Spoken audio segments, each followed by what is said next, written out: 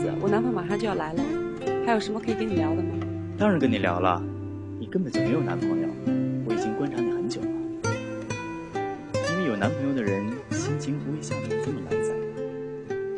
认识一下吧，我叫安杰，这是我的名片。生活就像一条时间纽带，在特定的空间和时间里，把两个不熟悉的陌生人彼此相连。我认识了安杰，一家传媒公司的创意总监。这一次的相识，让我后来的生活变得不平静起来。我们第二次见面，他的手上捧着一束百合花，映着他深情如酒的微笑。谢谢。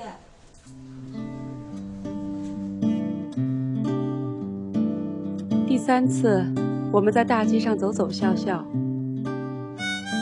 突然他俯下身，为我细心地系好散开的鞋带。那一刻，我感动地对自己说，我一定要和他好好的恋爱。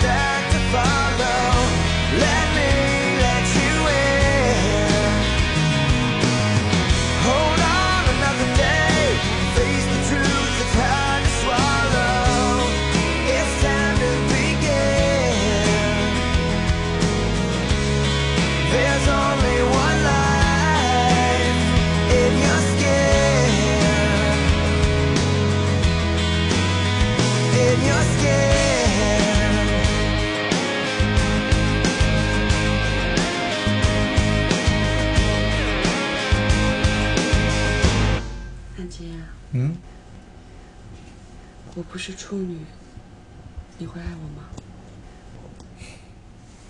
小傻瓜，都什么年代了，还问这么老土的问题？我真正在乎的是，咱们两个人是否相爱。我太爱你了。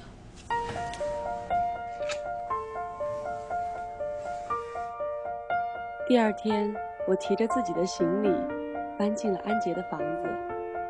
我们开始了同居。同居的日子如饱含雨露的鲜花，美丽动人。每天清晨，当阳光掠过白色的纱幔，我就去厨房为安杰准备早餐。老公，吃早饭了。老婆。吓我一跳。哟，都做好了。老婆你真好，你真是全世界最美丽、最勤劳的女人。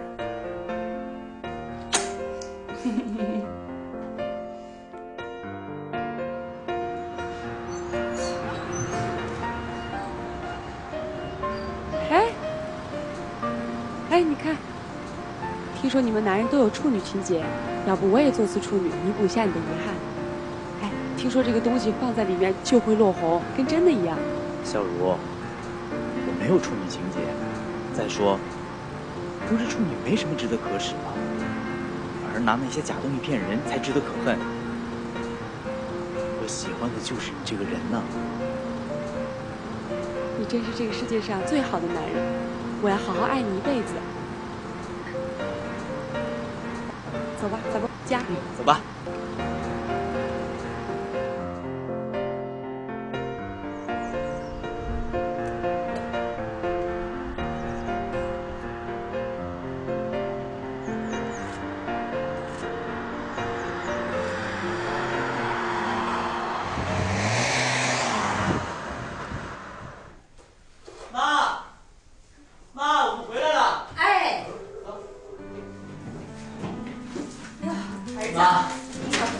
这是小茹啊，阿姨，你好。来，坐。来，坐。阿姨，这是给你的东西。拿东西，谢谢啊。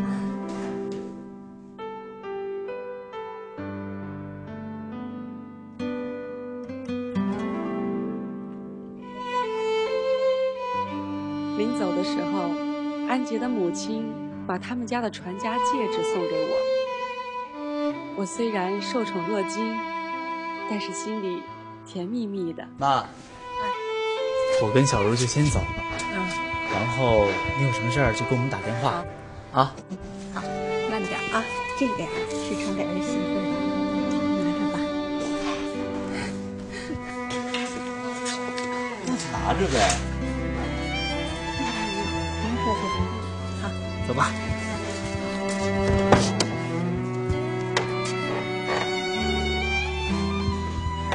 妈，我先走了啊！别送了，回去吧。好，再见。哎。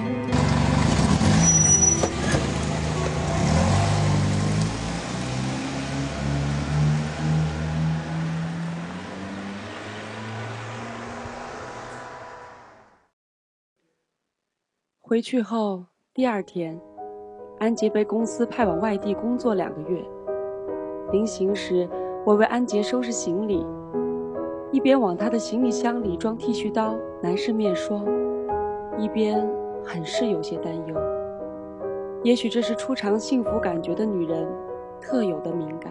哎呀，老公，你要走了。对呀。你不许出去勾搭狐狸精啊！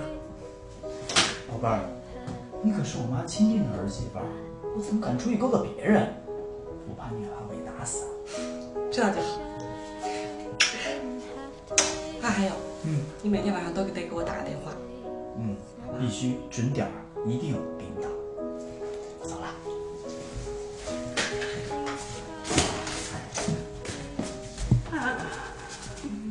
好，亲一个。走了。安杰走了，偌大的房子剩下寂寥的我，生活犹如被抽走了阳光和空气，沉闷至极。早晨醒来，身边空荡荡的，便无一点做早餐的兴致。晚上不再看那些恐怖的鬼片，因为没有安杰温暖的怀可钻。安杰的电话总是会在晚上10点准时响起，亲密地密着我孤单的心。没有安杰的日子，我才知道他对我有多重要。我总有一种担心，担心时间会离间我们。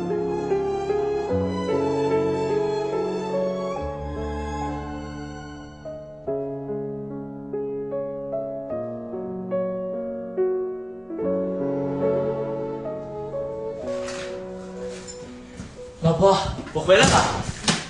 老公，我的小宝贝儿，终于回来了。你想我没？在家干嘛呢？我看杂志呢，你累不累？还行吧。我看了一个婚纱照，现在在做活动，而且你看多好看呀！咱们什么时候去照？好，都听你的，我先去洗个澡啊。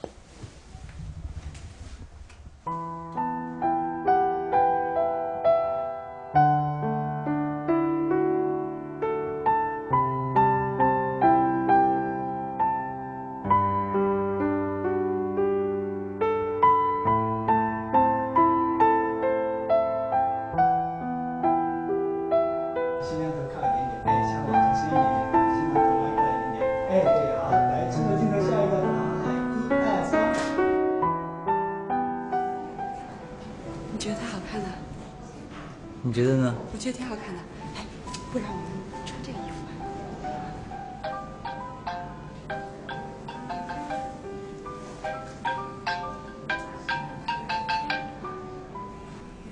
一个朋友的电话，我接一下啊。哎，我在外面办事呢，不是很方便。吃饭啦！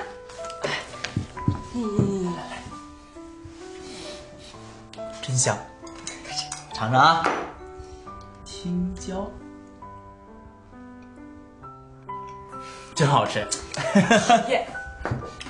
我媳妇儿水平可以啊，堪比大厨啊。多吃点。脏啊！没关系，掉地上。你的电话。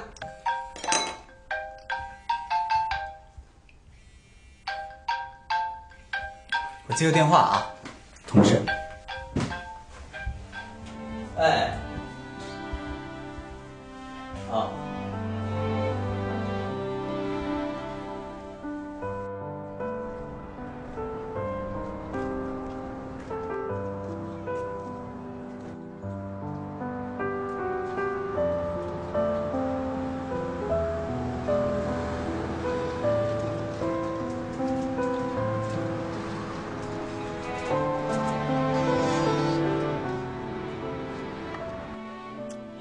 你怎么跑我家来了？我说过我会想办法的。哎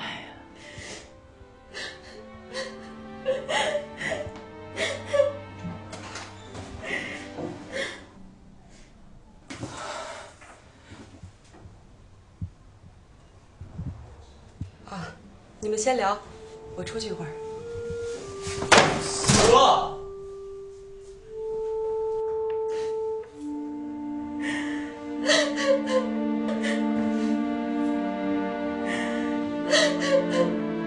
我感到我的心口一阵阵刺痛，刺痛的我不能呼吸。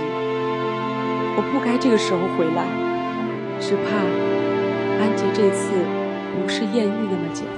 小茹，小茹，快开车，救人！在这儿，快走啊！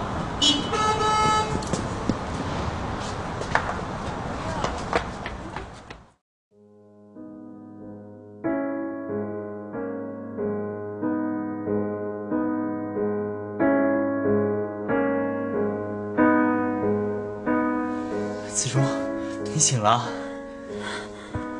安姐，不要离开我！你怎么可以这样对我不负责任呢？安姐，不要抛弃我，不要丢下我不管。